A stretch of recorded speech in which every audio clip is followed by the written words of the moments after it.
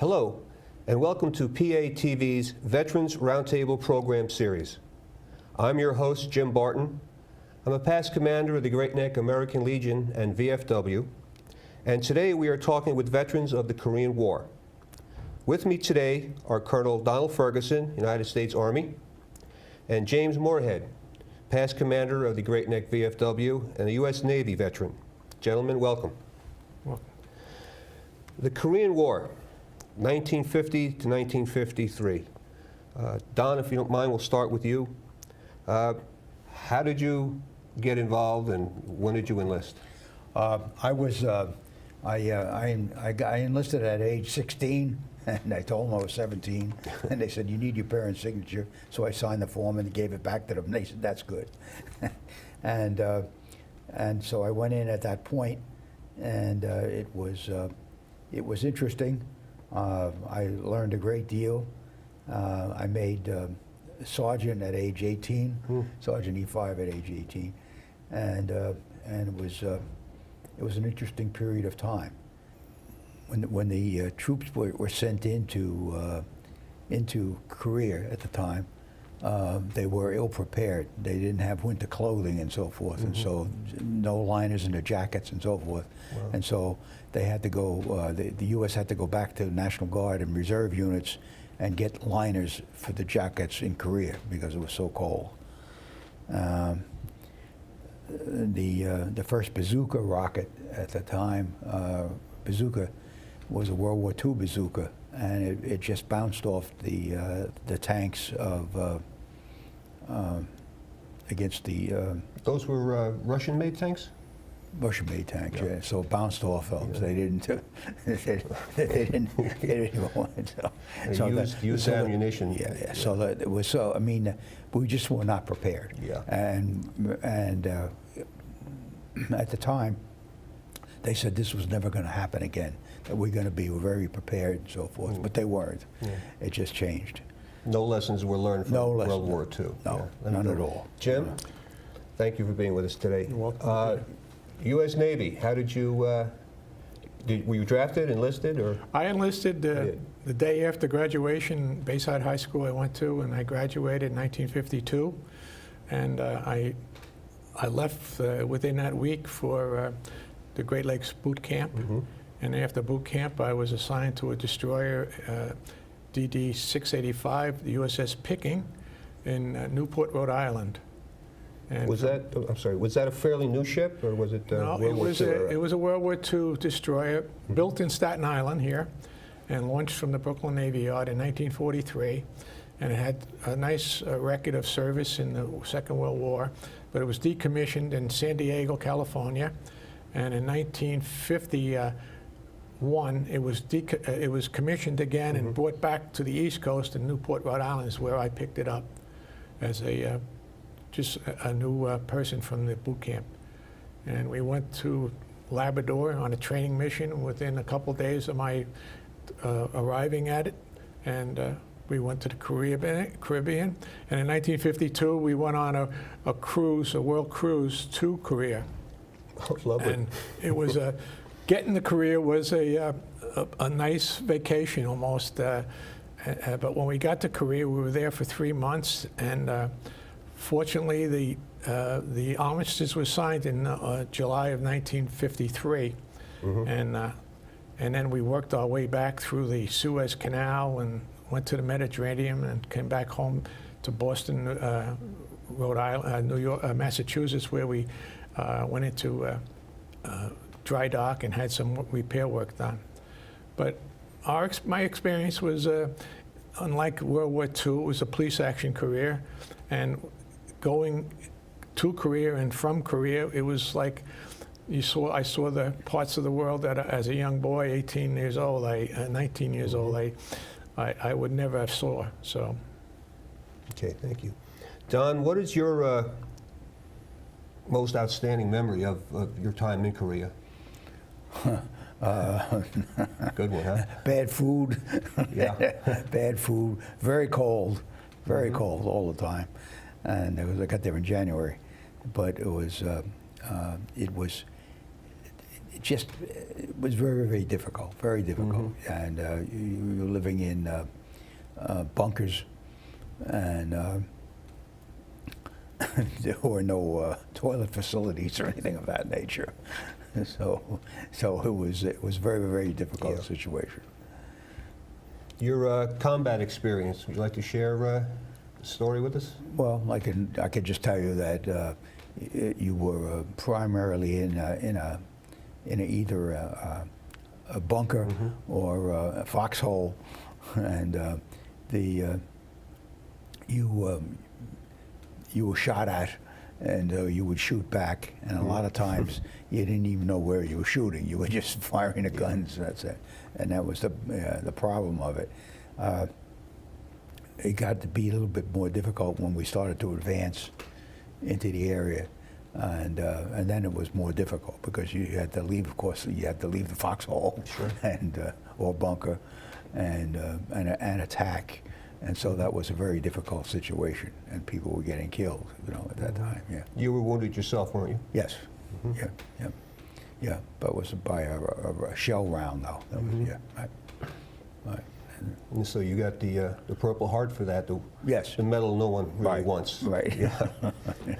Jim, what was your job on the ship? I was a torpedo man, third class on the ship, and when we went to Korea, we did fire 600 rounds into Wonsan Harbor. We were stationed in Wonsan Harbor, which was a hotbed of activity, and it was we were there, and the armistice was signed, like I said, in July of '53. So I was only spent about 3 months in Korea. So. Did you experience any return fire? Not on our ship, but one of our sister ships that we were with in our squadron, the commander, the captain of that ship was wounded with an overhead blast. So I mean, we were probably 5 miles off the inlet, the coastline of Korea. So we, unlike Don, my dad told me to go into the Navy, and he had served in World War I and in the Army, and he says as long as the ship is afloat, we'll have some food and a bed to sleep in. So I feel a little guilty after listening to Don talk, Very true. I don't think any of us knew where we were going to end up or what we were going to experience. What about training, Jim? I mean, you said you went through boot camp in the Great Lakes. Was there any additional training before you went to the ship? No, there wasn't. I went in as a deckhand, and then eventually I got moved into. I volunteered to get into a torpedo thing and department, and we kind of had not the old torpedoes, but acoustic torpedoes, which I went to school for a couple of weeks on. They were launched over the side, and they were set so that they would not come back up. They were set at a certain depth, and if not to come after us, but they worked on acoustics. So, but most of the training was on board the ship, and we went to a lot of like Labrador and the Caribbean, Guantanamo Bay, on training missions. Joined the Navy, see the world. And I did. Yes. Don, on your return home, how did you adjust back to civilian life? Well, I know you stayed in, but coming back to the States. Okay, it was fine. I mean, it was. It just bothered me that because when you came back, that no one really knew what you were going through in Korea, and or Japan, for that matter. And it's just that. It just amazed me that there was no feeling about what was happening. They pretty much everyone wanted to forget it after World War II. Oh yeah. It was just it was just something else that people were doing. That's about it. So I found that was really difficult, and they didn't have all of the facilities that they had at the end of World War II for veterans coming back. That didn't exist at that time. So it was a little bit more difficult, I think. Right. And Jim, when you were discharged? Well, that was in 1956. I got discharged, and my hope was that I would go to college, and I always wanted to go back, and I thought about aviation as a career. But one thing leads to another. Ended up working for New York Telephone Company, and I went to night school for 2 years, and then, but it didn't. I never went back into the service like I thought. And then you meet your wife, and you move on. And I worked for the New York Telephone Company for 20-something years before going on to AT&T and then retiring from there. And so it was. I look back and I thought that the Navy was going to be my career, but you pick other things, and things happen to you. Do you go to any reunions? Yes, I do. You do? I in the last 10 years, I've been to 5 reunions, and it's amazing. Our ship, it really earned its from the Second World War in 1943 and being commissioned, and after I left it went to Vietnam. It served it took 2 tours there, so it was taken out of service in 1973. And unfortunately, the ship was used as, after taking all the superstructures off it, it was sunk off the coast of San Diego in a training mission. So now it's a... Now it's 1,000 feet, 1,000 fathoms down off of San Diego. And the reunions, they're pretty much everyone who served on the ship. Yes. Not just your timeline. My group, well, there's about 8 of us that are still from my era. That come to the reunion, so it's very nice to meet with them, and then you get friendly with the Vietnam world that took over the ship. So the ship really served its purpose. Wonderful. So. Don, same question to you. Reunions, get-togethers? Yes, but not that many. It's not that many because they came from because you were from different kinds of units. National Guard, Reserve, Active Army, and so forth. You just didn't see people again. You only saw the people that you knew well. And yes, we did meet a lot about talking about things and having meetings about experiences and so forth. But it was not the same. It was not the same. You had to do it all over again.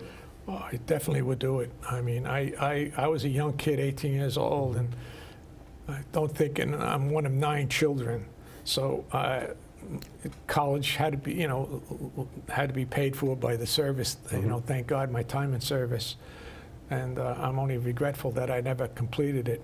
But it was something that I had to do, and it straightened me out and made a better person out of me. I think the service, and I saw. 75 ports of call that we went in, from Northern Europe to the Mediterranean to Canada to Labrador, Caribbean. So, and then the California coast. It was an interesting parts that I probably would never have been to. And you had to go lie your way into the Army. Right. Yeah. I did a lot of traveling in the Army and Germany. Italy, all over Europe, and Ethiopia, and what was that like, being stationed in Ethiopia? Ethiopia? It was interesting. Interesting. It was very difficult. Was it a Army support type unit? It was a MAG, Military Advisory Assistance Group, and it was in Addis Ababa, Ethiopia, and it was pretty bad because disease was easy.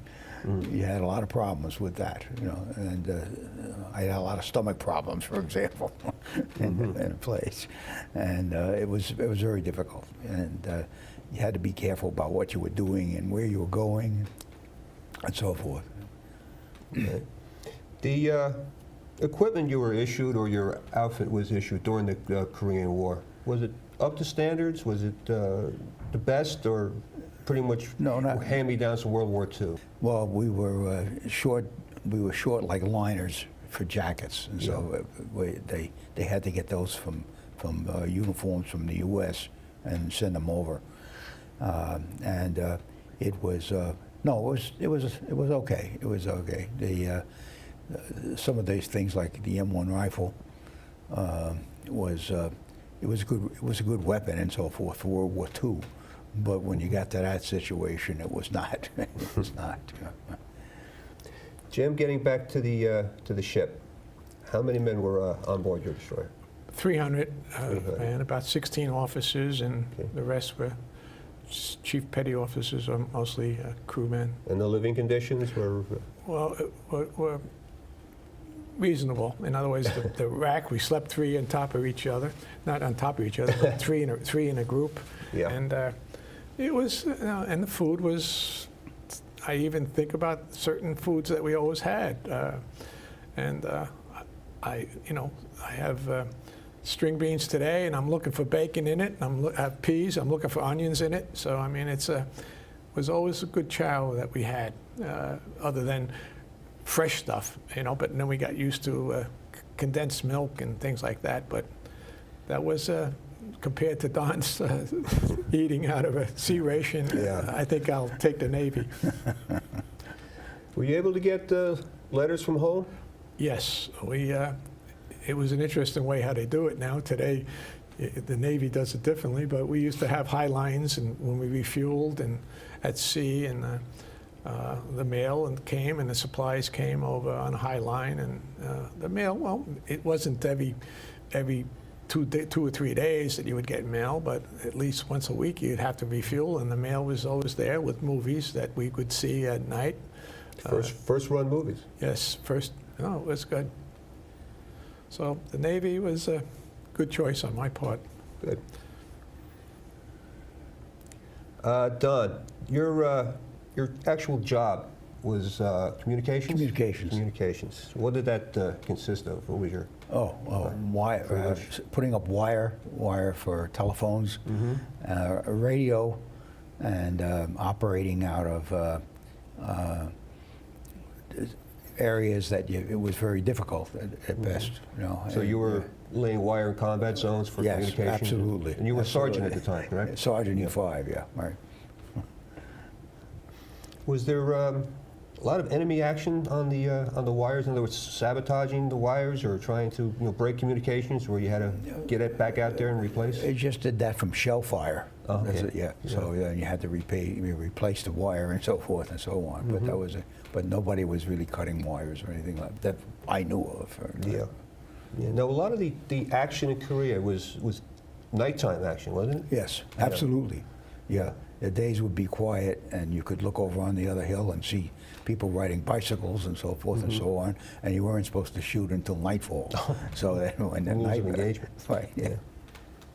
Was the enemy that close? You could actually observe them during Oh, yeah, the day? absolutely, So you yeah. kind of prepared for your evening? Oh, yeah. You saw them with a pair of binoculars and so forth. And Now, these were North Korean and Chinese troops? Yes, North Korean and Chinese.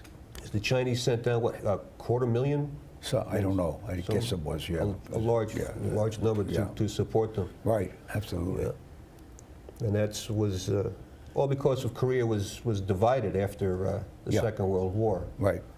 Right? And the idea was to keep the communists out of the South and keep. The Chinese were probably the best military of the At that group. time. Yes, absolutely. Do you think they were better equipped? They were better equipped than the Koreans were. Yes, absolutely, absolutely.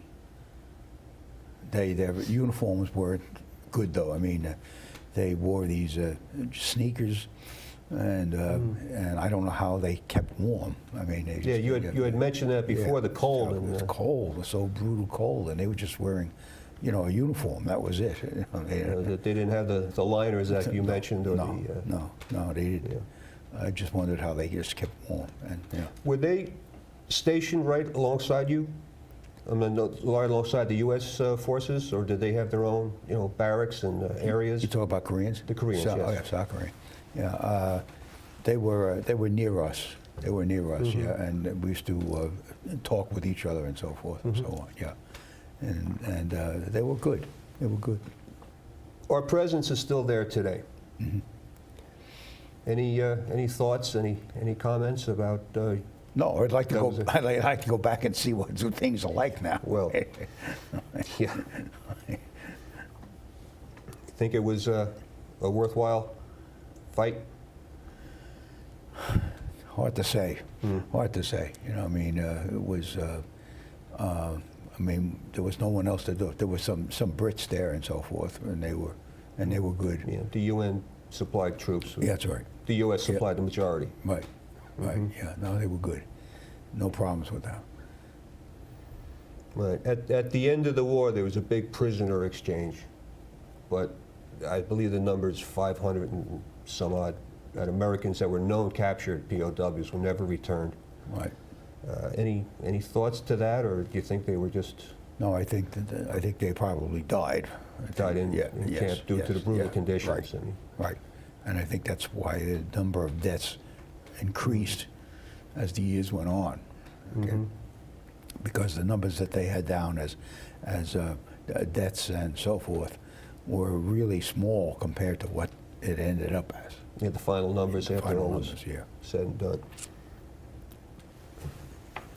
Jim, you mentioned all the number of ports and everything else. When you left, did you go around the Horn, or did you go through the canal? Or? I went through the canal. We left Newport, Rhode Island to go to Korea, and we came down through the Panama Canal and to Hawaii, and worked our way over Midway Island. And then we went to Japan, and then we went to Korea. One of the few, the day that the armistice was signed, our ship was, there was a Air Force reconnaissance plane with 17 Air Force people on it that was shot down by the Russians. And we saw the lights of, we were assigned to go up into the Gulf there, and we were about 12 miles from Radagostok, Russia. And that was very scary time for us, thinking what could have happened. But we did manage to pick up the co-pilot of that plane, and he was the only survivor of the plane that was shot down the day the armistice was signed. That was very shocking to us to say why it happened, you know, but it did. So it was.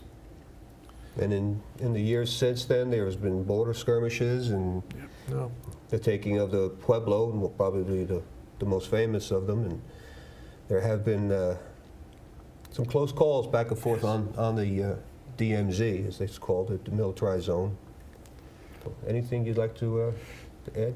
No, it was quite an experience. It's you know, today, and it learns you better for life too if you learn to take commands also. You know, I think that's one of even my grandchildren. They question you now. You know, so you wouldn't question an order that was given by a superior. Not twice. Not twice. So, but you know, it was a nice experience.